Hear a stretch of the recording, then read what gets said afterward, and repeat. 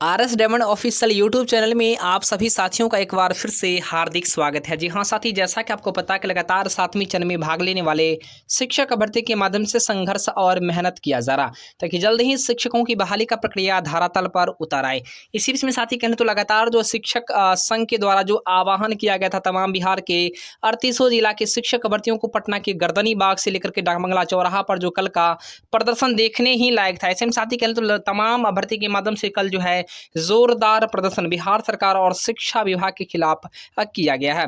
ऐसे में साथ ही आज के पेपर के माध्यम से आखिर शिक्षक बहाली को लेकर के क्या कुछ खबर है, इसके ऊपर बात करेंगे। साथ में कह लें तो कल के महा आंदोलन होने के पश्चात आखिर शिक्षा विभाग में 7th फेज शिक्षक बहाली को लेकर के क्या कुछ चल रहा है, इसके ऊपर बात करेंगे। साथ में साथ ही शिक्षक अभ्यर्थियों को अब अगली रणनीति क्या कुछ अपनानी चाहिए ताकि जल्द ही शिक्षकों की बहाली का प्रक्रिया हर हाल में आपको 2022 में ही शुरुआत हो जाए, इसको भी लेकर के साथ ही बात करेंगे।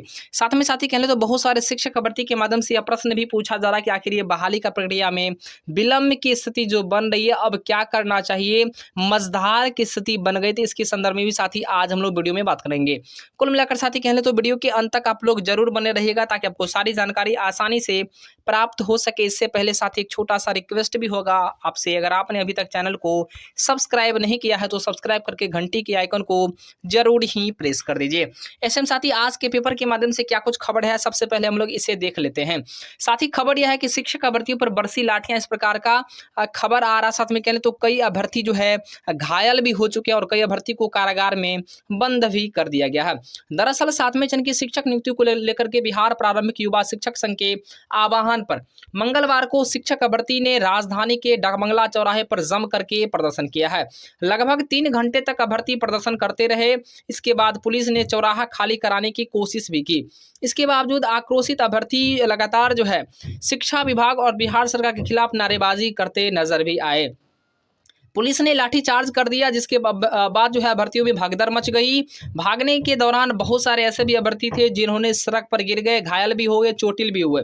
लगातार बहुत सारे अभ्यर्थियों को जो है जेल में बंद करने का भी काम करने का किया गया। साथ ही कहीं न कहीं दर्जनों ऐसे अभ्यर्थी हैं जिन्हें कारागार में बंद करने का भी काम किया गया है।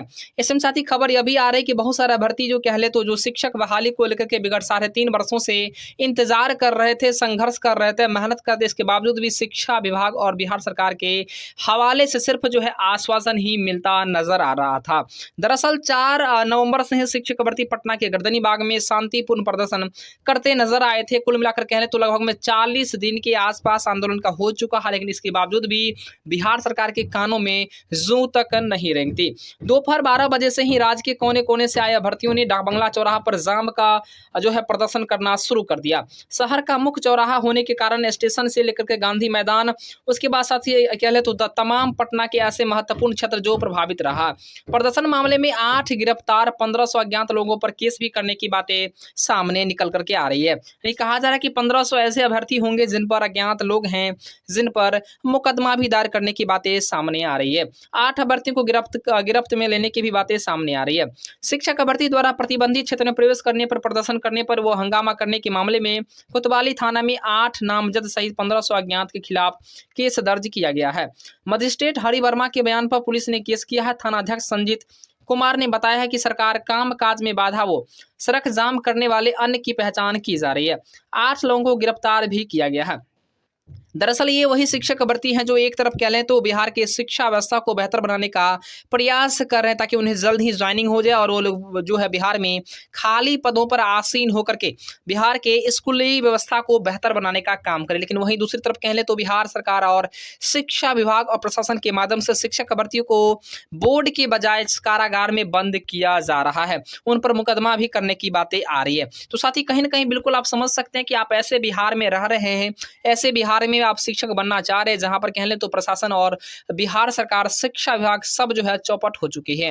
कहीं ना कहीं लगातार विभाग और सरकार के माध्यम से चुनाव का जब समय आता है तो यही लोग वही युवा से वोट मांगने के लिए आते हैं और कहते हैं कि मैं अपने मैनिफेस्टो में आपके शिक्षक बहाली का प्रक्रिया सबसे पहले और प्राथमिकी रूप से रखने का काम कर रहा हूं।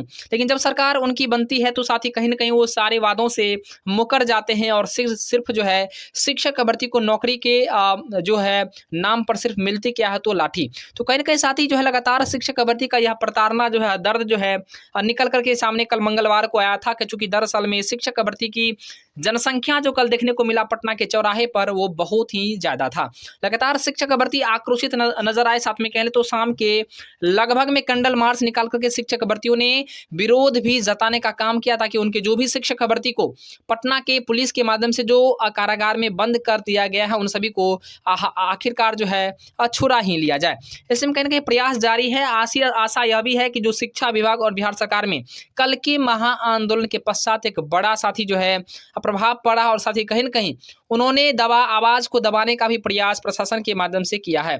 दरअसल शीतकालीन सत्र भी आरंभ हो चुका है, जिसमें कह लें तो विधानसभा में तमाम सदस्य पक्ष और विपक्ष बैठेंगे, जिसमें बीजेपी और भाकपा माले जैसे जो है अब जो भी विपक्ष में पार्टियां हैं, सारी पार्टियां के नेताओं विधायक मिलकर के साथ में शिक्षक बहाली को आवाज को बुलंद करते भी नजर आएंगे।